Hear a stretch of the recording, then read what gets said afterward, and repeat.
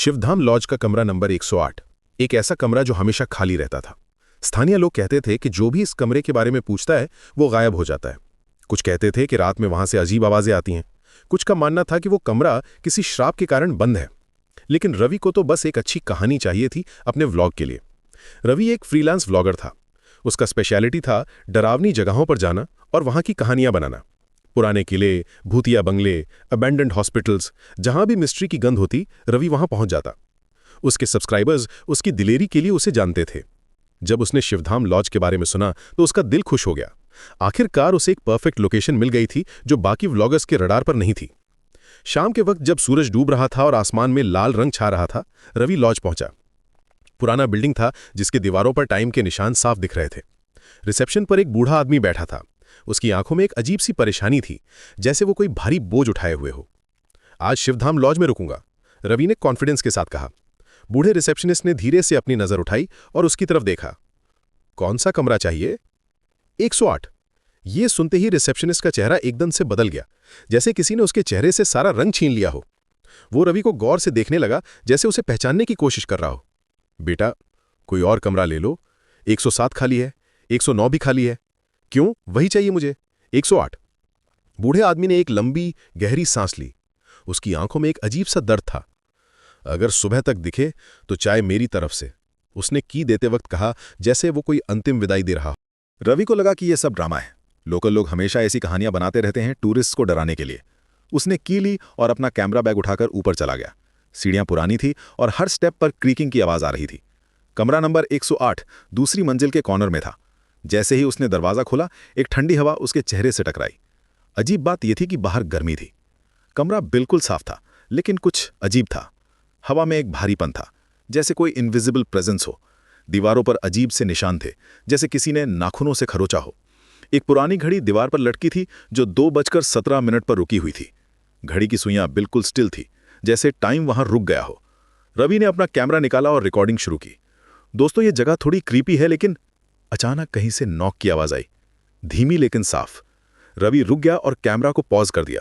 फिर से नॉक, इस बार तेज और ज्यादा अर्जेंट। कोई है? रवि ने आवाज लगाई। कोई जवाब नहीं आया, सिर्फ साइलेंस, एक भयानक गहरी साइलेंस। वो बाथरूम के मिरर के पास गया। मिरर में उसका रिफ्लेक्शन था, लेकिन कुछ सेकंड्स के लिए उसे लगा कि कोई और भी खड़ा है। एक शैडो, एक फिगर जो उसके पीछे खड़ी है। उसने तुरंत पीछे मुड़कर देखा। कोई नहीं था, सिर्फ एम्प्टी रूम। रात के 2:17 पर घड़ी अचानक चलने लगी। Tick tock tick tock.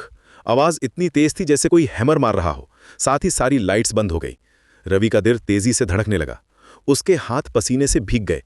अंधेरे में कहीं से एक आवाज आई, बिल्कुल उसके कान के पास से। तुम भी देखने आए हो? रवि का खून सूख गया। आवाज एकदम क्लियर थी, जैसे कोई उसके बगल में खड़ा हो। कौन हो तुम? रवि की आवाज कांप रही थी। लाइट्स वापस आ गईं। मिरर के सामने एक लड़की खड़ी थी, सफेद साड़ी में। उसका चेहरा पेल था और आंखें बिल्कुल काली।